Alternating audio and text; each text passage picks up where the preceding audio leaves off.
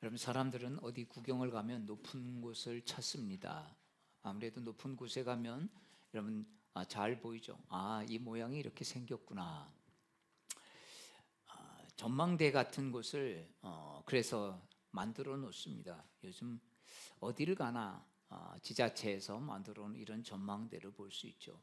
예당 후에도 이렇게 보니까 전망대가 있는 것을 보았습니다. 여러분, 왜 높은 곳에 굳이 올라갈까요? 참 올라가는데 때로는 걸어 올라가는 데도 있고 때로는 뭐 엘리베이터 같은 것도 있죠. 근데 올라가는 이유는 한 가지밖에 없습니다. 여러분, 전체가 보이기 때문이죠. 높은 곳에서 보는 것은 분명히 다릅니다. 여러분, 조금만 눈높이가 달라도 여러분 다른 모습들이 보이지 않습니까? 그냥 이렇게 평지에서 보는 것과 조금 높이 보는 것은 분명히 다릅니다. 여러분, 조금만 높이 올라가면 길이 보이기 시작하고요. 더 높이 올라가면 여러분 방향이 보이기 시작하는 것입니다. 여러분, 우리 인생도 마찬가지예요. 그저 땅의 시선만으로 보고 살아가면요, 길을 잃기 쉽습니다. 여러분, 숲에서 길을 잃는 이유가 뭐겠습니까? 길이 보이지 않는 거죠. 그러나 믿음의 시선으로 우리 인생을 자꾸 또 보고 또 보고, 여러분, 보이지 않는 것 같아도 자꾸 하나님의 시선, 말씀의 시선으로 우리를 보면요, 어떻게 됩니까? 삶의 방향이 다시 보여지는 것입니다. 그래서 히브리서 12장 2절은 이렇게 말씀하고 있지 않습니까? 믿음의 주요 또 온전케 하신 이인 예수를 바라보자. 여러분, 예수님을 바라볼 때 우리 인생의 방향이 보이는 것입니다. 때로는 안개가 확 쳐져서 앞이 보이지 않다가도 어느 순간 어떻습니까? 해만 딱 나면 언제 안개가 있었는 듯이 싹 사라져 앞이 보이기 시작하는 것과 같습니다. 여러분, 오늘 이 전도서 10장은 제가 전도서를 쭉 읽으면서 이 10장은 참 어렵다. 왜냐하면 이 전도서는 전도서 같지가 않고 말씀을 보면 잠언 같습니다. 한 절 한 절씩 다 이렇게 쭉 떨어져 있고 아니면 한두 줄 붙어 있고, 그러니까 이거는 어떤 이야기를 하나로 쭉 이야기하는 게 아니라 잠언처럼 그냥 하나의 격언처럼 이걸 어떻게 말씀을 전해야 하나 10장을 읽으면서 고민했던 적이 있습니다. 여러분, 전도서 10장은요 신앙의 눈으로 인생을 바라보라는 것입니다. 그렇지 않으면 여러분 현실만 보면서 어떻게 안타까워하고 때로는 탄식하면서 절망하죠. 그냥 되는 대로 살아야 되겠다, 이런 결론밖에 나오지 않습니다. 그런데 전도자는 세상을 바라보면서 지혜로운 자와 어리석은 자의 차이를 분명하게 우리에게 알려주고 있습니다. 그러면서 우리에게 여러분 묻는 거 아니겠습니까? 너는 어느 기준으로 어느 쪽으로 살아가고 있는가 하는 것입니다. 자, 전도서 10장 1절 말씀을 우리 함께 같이 읽겠습니다. 시작. 죽은 파리들이 향기름을 악취가 나게 만드는 것 같이 적은 우매가 지혜와 존귀를 난처하게 만드느니라. 아멘. 여러분, 전도서 1장에서 전도자는 죽은 파리가 향기름을 악취나게 한다. 여러분, 향기름 하면 향유를 말하는 것입니다. 여러분, 당시 향유는 굉장히 귀한 것이었죠. 여러분, 향유 한 나들을 어떻게 보면 예수님 발 앞에 깨뜨린 여러분 그런 마리아의 모습을 성경은 이야기합니다. 이게 여러분 200데나리온이나 된다, 300데나리온 된다, 이렇게 말하고 있죠. 당시에 이건 엄청난 여러분 1년치 연봉에 해당하는 것 아니겠습니까? 그러니까 이런 큰 것들을 가질 수 있는 게 흔치 않았던 것이죠. 어찌 보면 재산 목록 1호라고 할 수 있습니다. 이 향유는 왕의 즉위식에서 쓰였고 제사장들이 기름을 어떻게 세울 때 기름 부음으로 사용되기도 했습니다. 이게 퍼지면 정말 그 어떤 아름다운 향보다, 좋은 향보다 정말 거기를 꽉 채우는 그런 힘이 있는 것입니다. 여러분, 근데 문제는 뭐겠습니까? 이 값진 곳에 파리가 빠져 있었다라는 것입니다. 그 파리 하나 때문에 향유 전체가 악취가 나서 쓸모가 없게 되어 버렸다. 이것이 여러분 전도자가 말하는 인생의 모습이라고 말하고 있습니다. 여러분 소중한 것이 그 작은 파리 하나 이걸로 인해서 망가질 수 있다라고 말하고 있는 것입니다. 여러분 파리 때문에 향유 전체에서 악취가 나죠. 이 파리만 없었다면 이 향유는 정말 값진 것이고 또 굉장히 중요한 것이 되었습니다.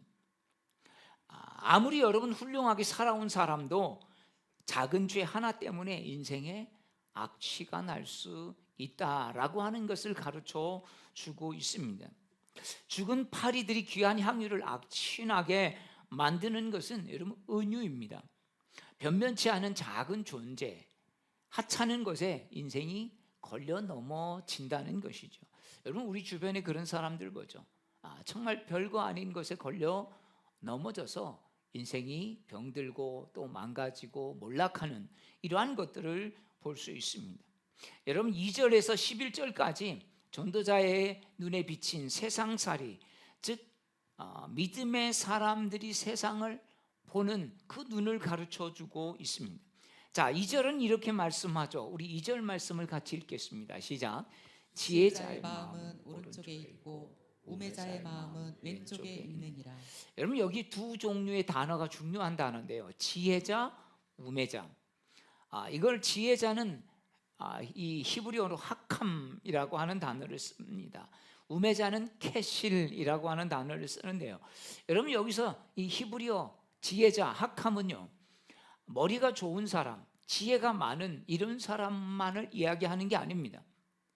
성경에서 이 하캄이라고 하는 단어를 쓸 때는 하나님의 기준으로 삶을 판단하는 사람이라는 뜻을 가지고 있는 것입니다. 무엇이 옳은지 어떻게 해야 하는지 상식선에서 하는 게 아니라 윤리적 차원에서 하는 게 아니라 하나님을 이게 기쁘시게 하는 것인지 지금 내가 선택해야 할 것이 무엇인지 말씀을 토대로 하나님 말씀에 맞는 것인지를 토대로 여러분 분별하는 사람을 하캄, 지혜자라고 말하고 있는 것입니다. 그래서 지혜자의 마음은 오른쪽에 있다, 오른쪽에 있다 이렇게 말하죠.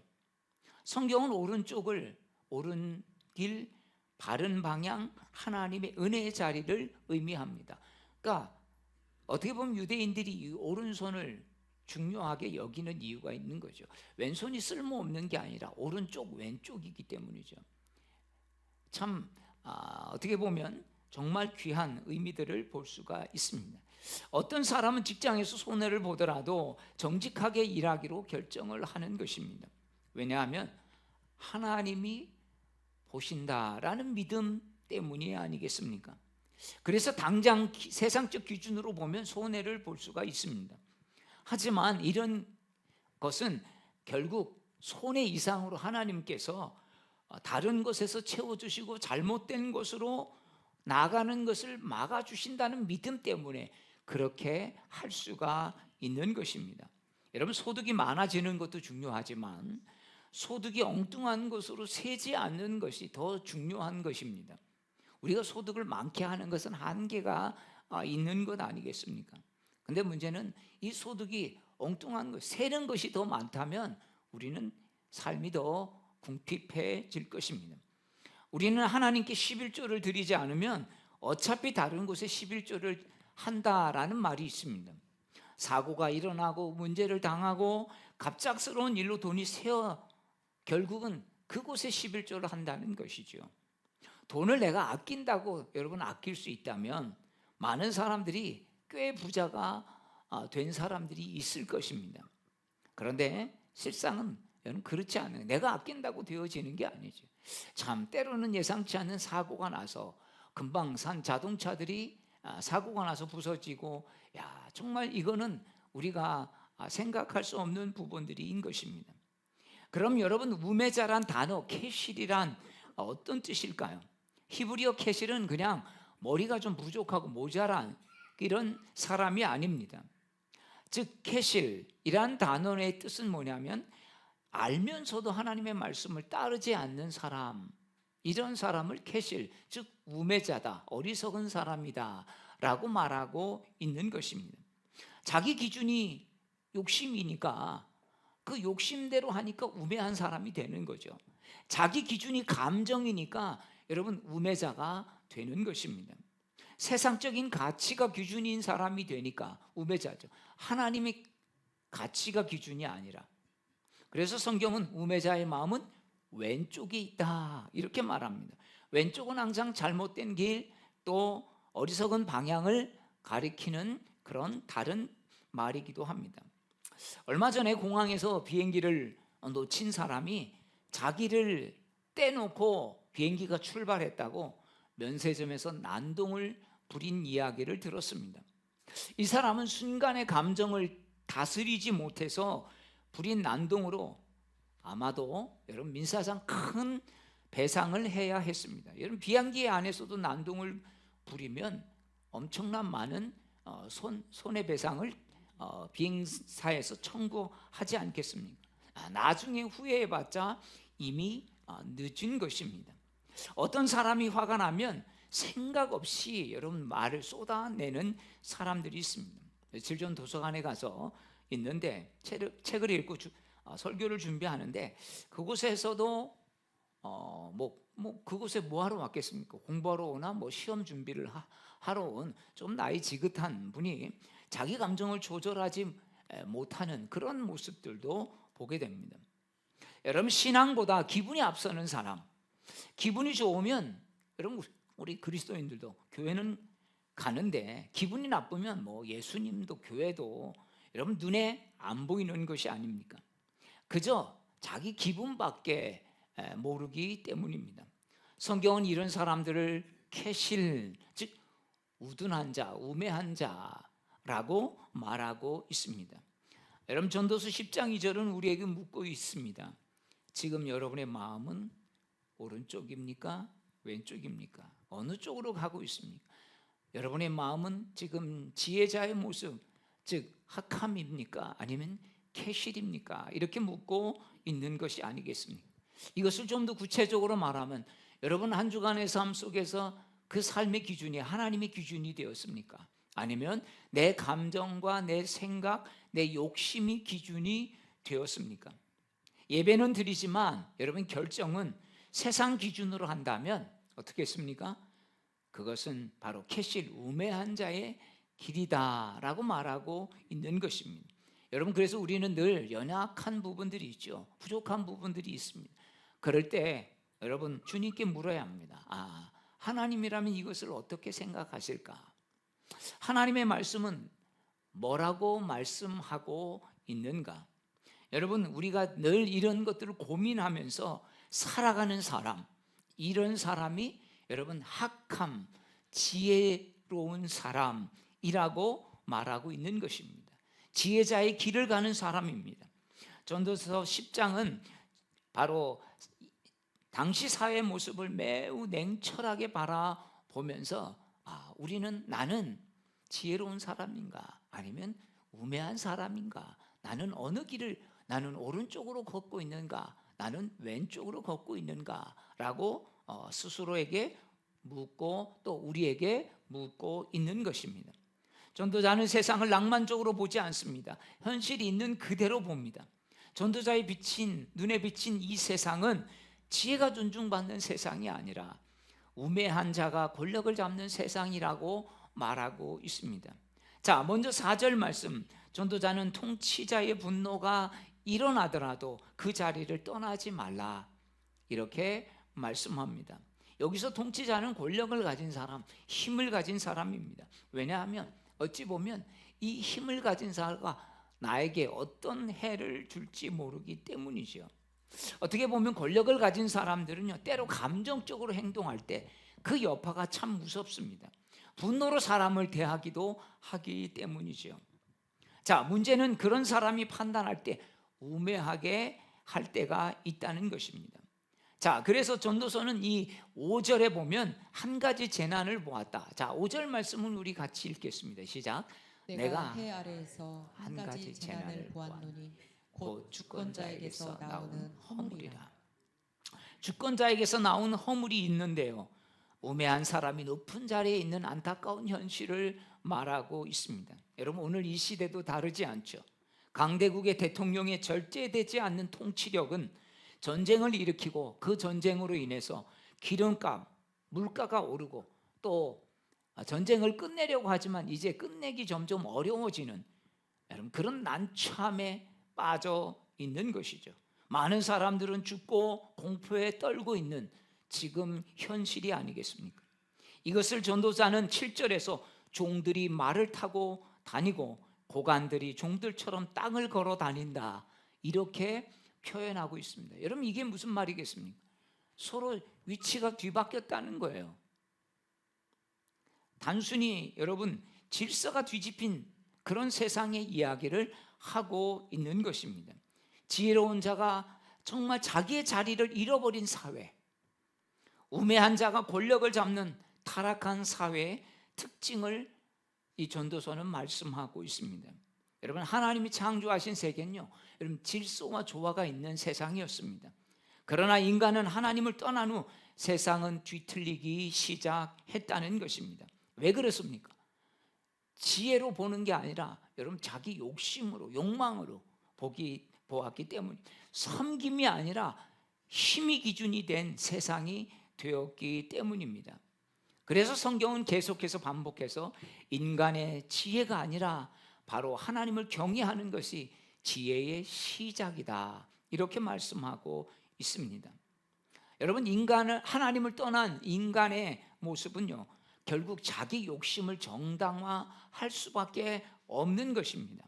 그래서 8절부터 11절까지는 우매한 사람들이 결국 어떤 삶을 열매를 얻는가라고 말씀합니다. 자, 우리 8절 말씀, 9절 말씀 함께 읽겠습니다. 함정을 파는 자는 거기에 빠질 것이요, 담을 허는 자는 뱀에게 물리리라. 돌들을 떠내는 자는 그로 말미암아 상할 것이요, 나무들을 쪼개는 자는 그로 말미암아 위험을 당하리라. 여러분, 함정을 파는 사람은 그 함정을 팠지만 결국 그 함정에 자기가 빠지게 된다는 거예요. 담을 허는 사람은 뱀에게 물린다는 것입니다. 여러분, 다른 사람이 담을 허니까 여러분 결국은 그 담 안에 있던 뱀이 공격해서 자기가 빠지는 거죠. 물리는 거죠. 돌을 옮기는 사람은 그 돌 때문에 여러분 다치게 되는 거예요. 나무를 패는 사람의 위험, 그 나무를 패다가 결국 나무에 다치게 되지 않습니까? 여러분, 이것은 단순히 노동의 위험을 말하는 것이 아닌 것입니다. 남에게 악한 일을 꾸미는 사람들, 무슨 일을 하든 자기에게 이익을 위해서 하는 사람들, 결국은 그 악이 자기에게로, 그 결과가 자기에게로 돌아가게 된다라고 말하고 있는 것입니다. 여러분, 공부를 잘해서 명문대를 가고 대기업을 다니고 높은 자리에 오르고 사업을 잘해서 돈을 잘 벌고 하나님 없는 삶을 사는 사람은요, 이런 사람들에게는 오직 자기 유익만 있는 것입니다. 하나님 없이는 그저 그 노력이 자기 출세를 위한 성공만의 도구가 될 뿐인 것이, 주변의 사람도 그저 자기가 잘 되기 위한 도구밖에 안 되는 것입니다. 어떤 사람이 공부 열심히 하는 한 청년에게 물었습니다. 야, 너는 왜 이렇게 열심히 공부하냐? 공부해서 뭐 하려고? 저는 판검사가 되려고 합니다. 왜 판검사가 되려고 하는데? 돈을 많이 벌려고요. 너는 왜 의사가 되려고 하는데? 돈을 많이 벌려고요. 여러분, 판검사가 되려는 것이 공정한 판결이나 억울한 자가 없게 하려고 하는 의미에서 한다면 모르지만, 돈을 많이 벌려고 한다면 이게 무서운 것이 아니겠습니까? 여러분, 아픈 자들을 치료해 주는 것을 위해서 의사가 되어야 하는데 그저 돈을 많이 벌려고 하는, 왜 돈을 많이 번다니까 의사가. 여러분, 그런 어떤 목적으로 의사를 한다면 여러분, 환자가 다 그저 돈으로만 보이면 이게 의사든 환자든 다 비극이 되어 버리는 것입니다. 의사가 되어서 환자를 잘 치료하다 보니까 결국 돈이 주어지는 것이죠. 여러분, 돈에만 목적을 둔다면 사업을 하는 게 맞습니다. 여러분, 어떻게 그런 권력을 가지면서 거기에다가 또 돈까지 벌려고 한다면 여러분, 이것이 문제가 되는 것이죠. 전도자는 이 세상을 바라보면서 이런 인간의 어리석음을 지적하고 있습니다. 사람들은 힘을 얻으면 더 큰 소리를 치고 더 지배하려고 한다는 것이지요. 그러나 정작 사람을 사랑하는 마음은 점점 없어진다는 것입니다. 그러나 이런 형태들이 결국 어떻습니까? 담을 헐면 뱀에게 물리고 결국 나무를 패다가 자신이 다치고 이런 일들이 자기에게로 돌아온다라고 성경은 분명하게 말하고 있습니다. 그렇다면 여러분, 오늘날 우리는 어떻습니까? 사실 오늘날 이 시대도 여러분 크게 다르지 않지 않습니까? 권력을 가진 사람들이 지혜로운 것은 아닙니다. 오히려 욕심과 아집 때문에 어찌 보면 욕심과 아집의 그런 유혹들이 훨씬 더 큰 거죠. 왜? 내가 말 한마디 하면 사람들이 움직이는 것을 보게, 내 말을 따르니까 그런 유혹들이 더 심해지는 것입니다. 내가 많은 어떤 물질들을 다룰 수 있는 자리에 있다 보면, 그래서 여러분 이게 큰 함정이 되는 것이죠. 그래서 여러분 이게 큰 유혹이 되어지는 것입니다. 그래서 그 역할들을 잘 못하면 오히려 그 자리에 가지 않으니만 못한 것을 여러분 오늘 이 시대에도 우리는 많은 소식과 뉴스를 통해서 볼 수 있지 않습니까? 자, 전도서 10장 12절부터 15절까지는 자, 그러면 우리가 이런 사회 속에서 어떻게 그러면 해야 되는가? 자, 12절 말씀을 우리 같이 읽겠습니다. 시작. 지혜자의 입의 말들은 은혜로우나 우매자의 입술들은 자기를 삼키나니. 자, 여러분 이제 또 다른 이야기를 하죠. 말에 대한 이야기입니다. 여러분 지혜로운 사람은 다른 사람에게 은혜를 끼친다는 것입니다. 여러분 히브리어로 은혜를 헨이라고 하죠. 위에서부터 내리는 선물입니다. 세상 것으로 채울 수 없는 하늘의 보물이 바로 이 은혜, 헨, 그레이스라고 하는 거죠. 지혜자의 말을 지혜자는 다른 사람에게 힘을 주는 말을 합니다. 사랑하는 여러분, 여러분들이 정말 다른 사람에게 힘을 주는 말을 하면서 한 주간을 사시기를 축복합니다. 여러분 그 말을 통해서 내가 사랑을 받는구나, 사랑을 느끼게 하죠. 살 힘을 얻게 하는, 여러분 생명을 살리는 말들을 하시기를 바랍니다. 말을 해서 덕을 보는 사람이 있고요, 제 입으로 한 말 때문에 망하는 사람이 있다라고 지적하고 있습니다. 일을 열심히 잘하고도요, 여러분 말을 제대로 은혜롭게 못해서 그 열심히 한 걸 다 까먹는 사람들이 있습니다. 그리고 피곤하게 사는 사람들이 있다라고 14절 말씀은 우리에게 해주고 있습니다.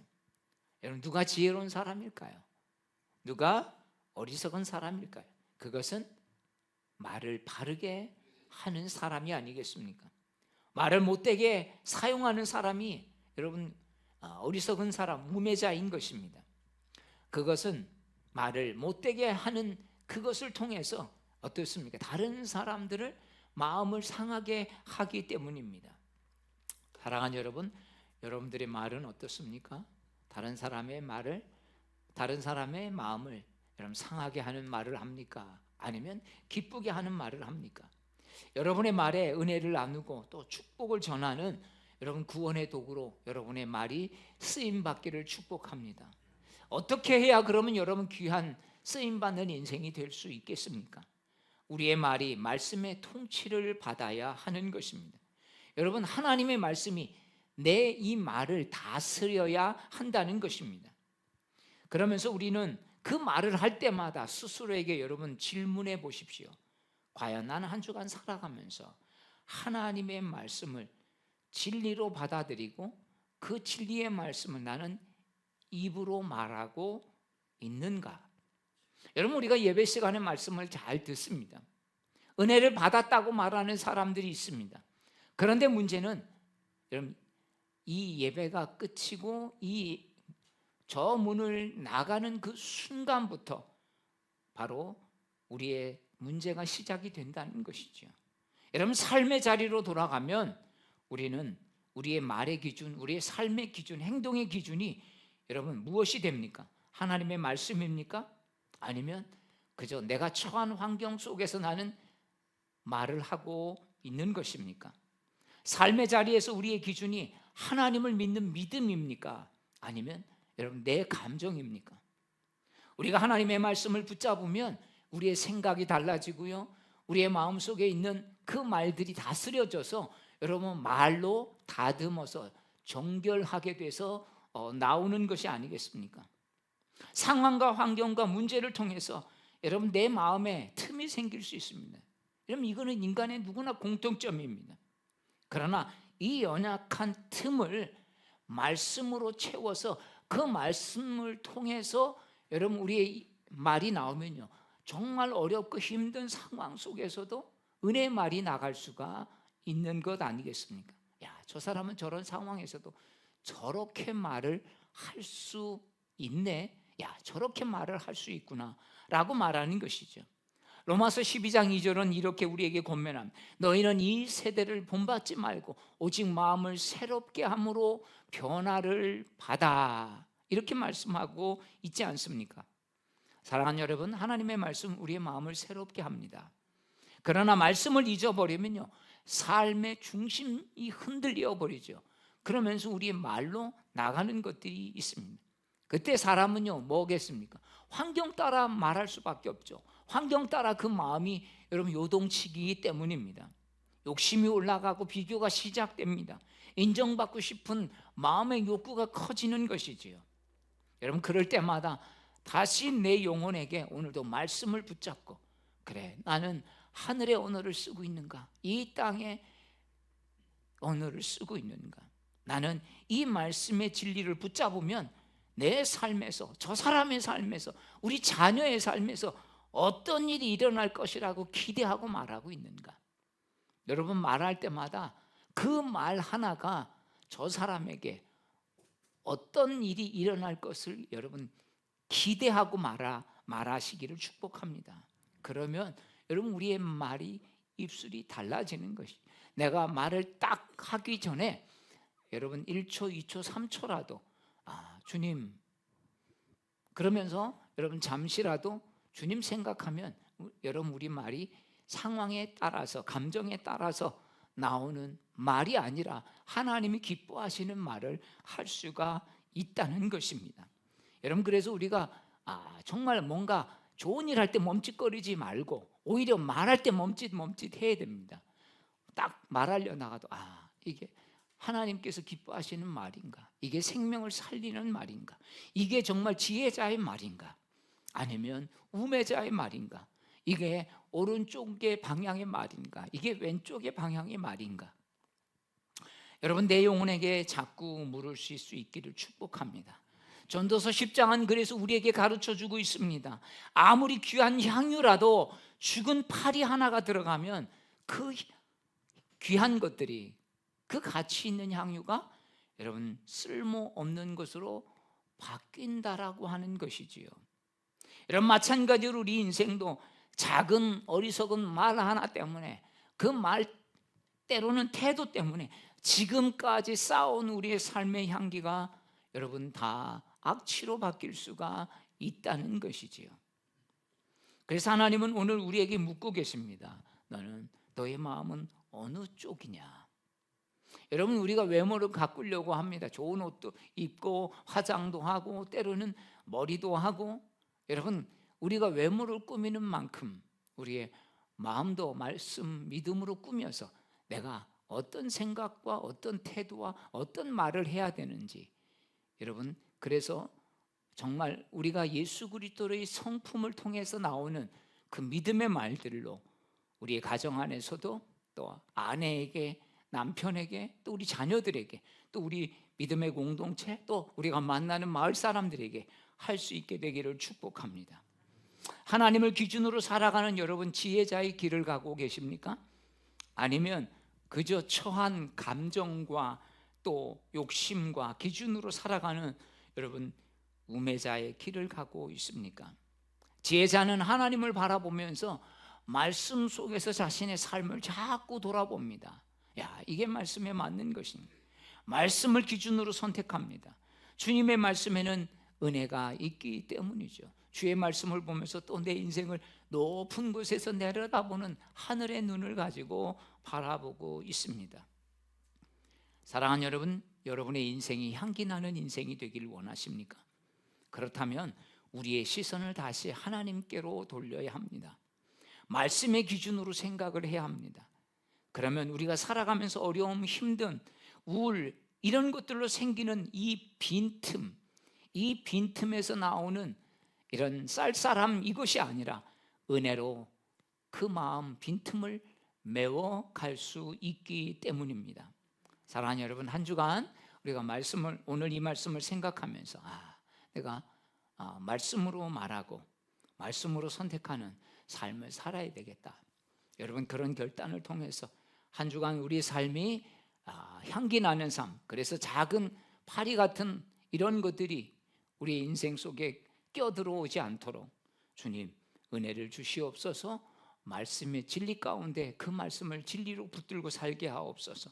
여러분, 이렇게 고백하며 또 이런 것들이 실제가 되어지는 그런 은혜 속에 살아가시기를 주의 이름으로 축복합니다.